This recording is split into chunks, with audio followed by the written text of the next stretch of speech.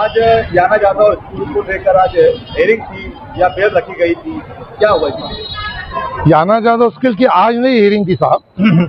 याना Jadhav school के matter में हमारे बेल एप्लीकेशन पे आर्गुमेंट कल हुआ हमारा, और जो बेल एप्लीकेशन हमने दाखिल किए थे ये उदय विट्ठल राव देवरे, ये उस टाइम के पे यूनिट के सुपरिटेंडेंट थे।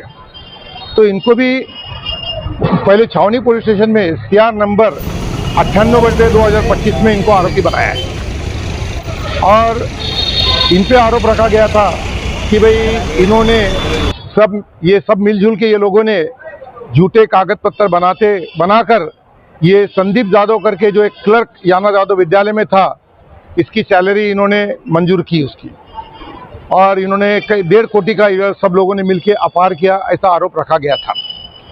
तो कल हमने कोर्ट को बताया कि संदीप जाधव ये जो एक एम्प्लॉय था, ये याना जाधव विद्यालय में क्लर्क बोल के इसकी अपॉइंटमेंट की गई थी, मैनेजमेंट ने की थी। अब नियुक्ति से उदय विट्ठल राव देवरे का कोई भी ताल्लुक आता नहीं क्योंकि उदय विट्ठल राव देवरे उस वक्त ये पे यूनिट के सुपरिटेंडेंट खाली थे। मैनेजमेंट ने जो संदीप जाधव की जो अपॉइंटमेंट की, उसके अपॉइंटमेंट करे बाद मैनेजमेंट ने डायरेक्ट वो प्रपोजल उसका अप्रूवल के लिए एजुकेशन ऑफिसर को भेजा।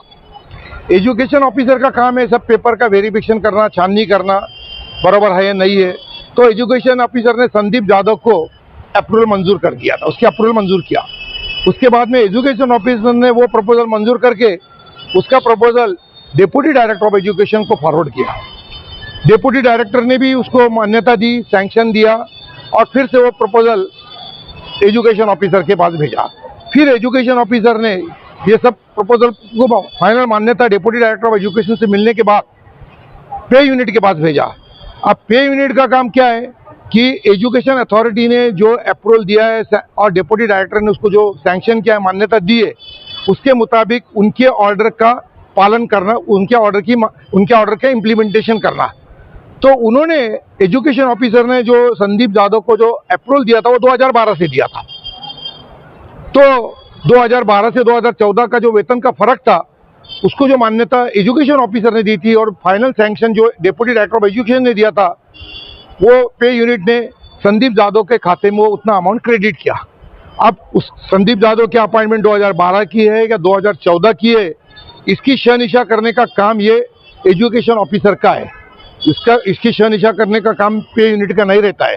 और जो शालार्थ आईडी जो बनती है, शालार्थ आईडी यानी क्या कि मुख्याध्यापक वो जो एम्प्लॉय रहता टीचिंग स्टाफ का, टीचिंग और नॉन टीचिंग का, उसका डाटाबेस ऑनलाइन से एजुकेशन ऑफिसर को भेजता है, और वो एजुकेशन ऑफिसर वो वेरीफाई करता है और शालार्थ आईडी बनती है। आज उनका जो बेल मान्यता हुआ वो किस आधार पर? तो हमने यही कोर्ट को बताया कि इसमें इसका रोल कहीं भी आता नहीं है। जो उदय विट्ठल राव देवरे ने जो एजुकेशन ऑफिसर ने जो मान्यता दी और डिप्टी डायरेक्टर ने उसको जो फाइनल मान्यता दी, उस बेस पे उनकी ऑर्डर का खाली इसने पालन किया है। तो इसने कहीं भी झूठे कागज पत्र बनाए नहीं है, और उनकी मान्यता के हिसाब से उसने जो सैलरी का फर्क था 2012 से 2014 का, वो संदीप जाधव के खाते में डायरेक्ट क्रेडिट हुआ। तो यहाँ पे हम बेनिफिशियरी कहीं भी नहीं है, या हमने कोई झूठे कागज बनाए भी नहीं है। और अप्रूवल देने का और डॉक्यूमेंट वेरीफाई करने का काम ये पे यूनिट का नहीं रहता है। ये अप्रूवल देने का काम और डॉक्यूमेंट वेरीफाई करने का काम ये सिर्फ एजुकेशन ऑफिसर और डिप्टी डायरेक्टर का रहता है। ये कोर्ट ने ये हमारी बहस मानते हुए आज उदय विट्ठल राव देवरे को जमानत उसकी मंजूर कर दी। इसमें और 2 लोगों का भी मामला था, उनके ऊपर क्या हुआ? ये इसमें नहीं था साहब, वो CR अलग था, उसका CR नंबर 131/2025 वो था। उसमें देखो एक प्रवीण पाटिल एजुकेशन ऑफिसर और एक दूसरे सुधीर भास्कर पगार, ये दोनों ने भी बेल एप्लीकेशन दाखिल किया था। उनका बेल एप्लीकेशन पनार साहब ने कल नामंजूर कर दिया है। ये मालेगांव स्कूल के बारे में इनका मामला था। उनके वकील भी दूसरे थे, उनके तरफ से मैं नहीं था।